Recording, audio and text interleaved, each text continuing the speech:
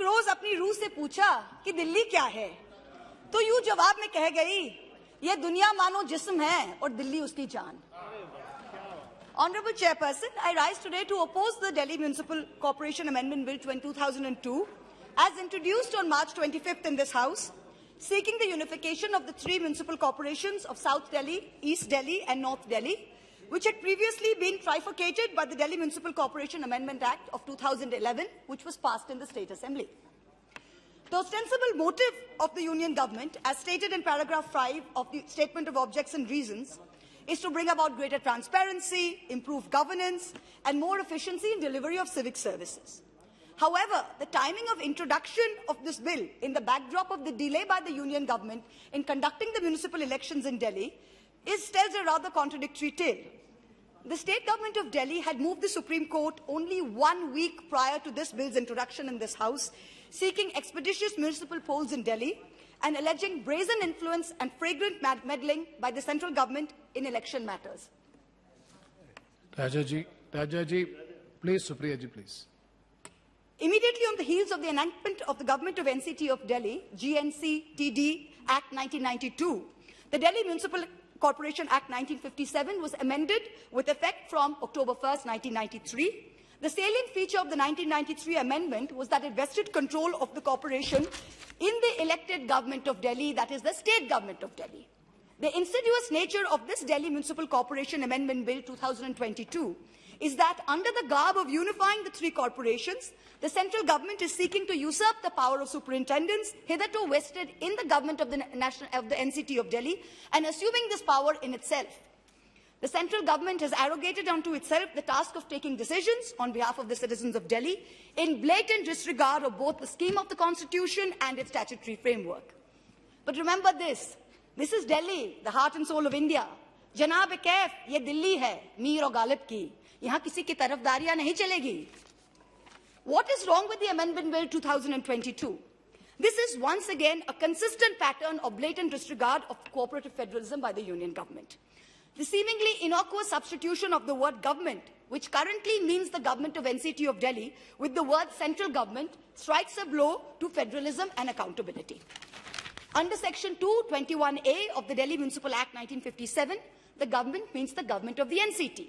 But now this Amendment Bill 2022, Section 2C, in Sections 1, 3A, 5, 6, 32A, 55, 56, 57, 193, 330A, and 499, for the word government, wherever it occurs, the word central government shall be substituted.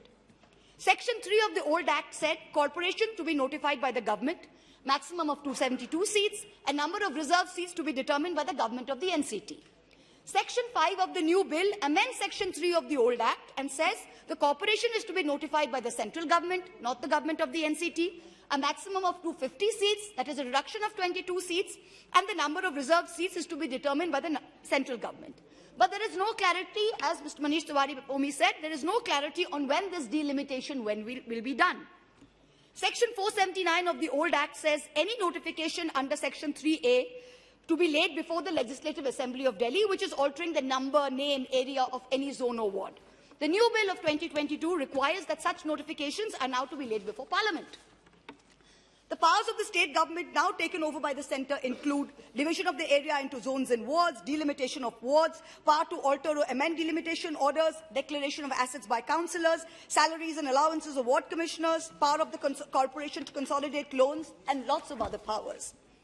Under the scheme of the Constitution of India, the power for unification, trifurcation of the municipalities of Delhi vests with the Legislative Assembly of the state and not with the Union Government.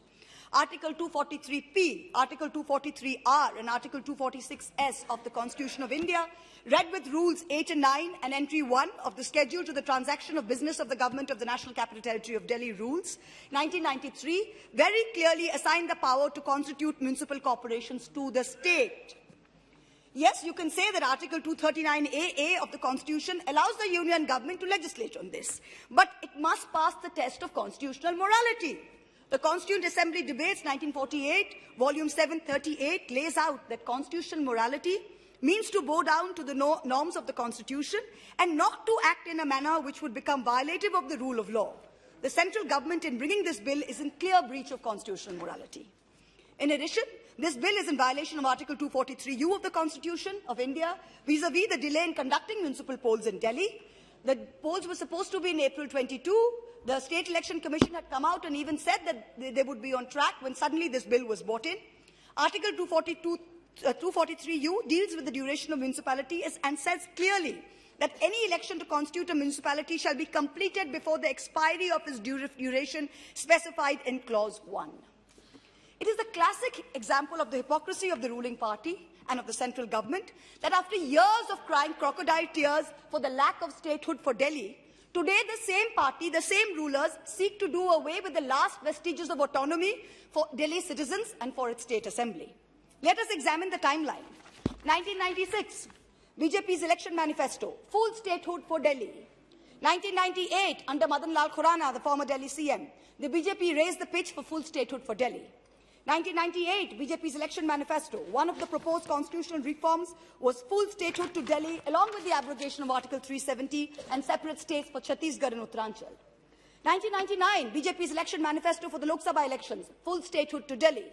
2003, the State of Delhi Bill, introduced by the BJP-led NDA government under Prime Minister Vajpayee, Deputy Prime Minister Banerjee, sent to Shri Pranab Mukherjee, who was then head of the Standing Committee for Home Affairs, for consideration. June 2013, the BJP supported full statehood for Delhi in the political resolution accepted by the party at its two-day national executive meeting in Goa, when the Delhi BJP president was Vijay Goel. 2014, BJP's vision document referred to full statehood for Delhi. Please note the about turn today. There are some holy men in the ruling party who say that they cannot tell a lie. There are some unholy men who seem to not be able to tell the truth. But the majority seem not to be able to tell the difference between the lie and the truth. That is a sorry situation today. Let us examine the allocation of funds to Delhi. The collection of direct taxes from Delhi alone in 2009-10 was 13,500 crores, and in 2021 was 70,800 crores. Despite a five-fold increase in the collection of direct taxes alone in Delhi over this period, disbursement from the union government to the GNCT of Delhi remains pegged from the year 2002 at only 325 crores. All the other states get enhanced share in central taxes, not Delhi. The 15th Finance Commission allocated grant in aid of rupees 4,36,300 crores for local bodies for the award period 2021-26, the 5-year period. But as per this, the GNCT of Delhi, the local bodies of Delhi, were omitted on the principle that only states are covered under this award scheme and Delhi is a union territory. The centre has frozen the allocation of direct taxes to Delhi at 323 crores for more than a decade, whereas more than 40% of direct tax is contributed by Delhi alone. When it comes to funds, all other municipal corporations receive grants in terms of the Central Finance Commission recommendations, but Delhi is denied on the faulty excuse of it being a union territory. This bill replaces the government of NCT of Delhi with the central government. It does away with the position of the director of local bodies to assist the government, and instead allows the central government to appoint a special officer to exercise powers and discharge functions of the corporation until the day which the first meeting is held. This bill has no place in Parliament. The State Assembly of Delhi alone is the competent authority to legislate on this matter. After Part 9A was inserted into the Constitution of India with effect from June 1st, 1993, the power to constitute municipalities lies with the state governments in terms of Articles 243P and 243R of the Constitution of India. Secondly, as per Article 246, read with the 7th Schedule, Entry 5 of the state list, powers to constitute municipal corporations is with the state. Now, I ask you this question. Modi hai to mumkin hai. We accept it. You have just won 4 states. No problem. Go ahead, call the elections in Delhi, win the state, call the municipal elections, win the municipal elections, and then bring this to the State Assembly. Who's stopping you? Nobody's stopping you. Do it the right way. Don't do it by the back door. You don't have the competence to legislate on this. Only the State Assembly can do this. So till then, I urge the Minister, do not overstep your brief. Please take back this bill and send it to where it belongs, namely the State Assembly.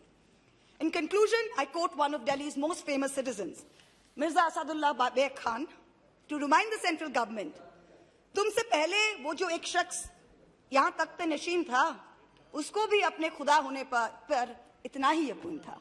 Everyone thinks they are God when they sit on the throne, but don't fall into this trap do the right thing, send this bill back. Thank you so much.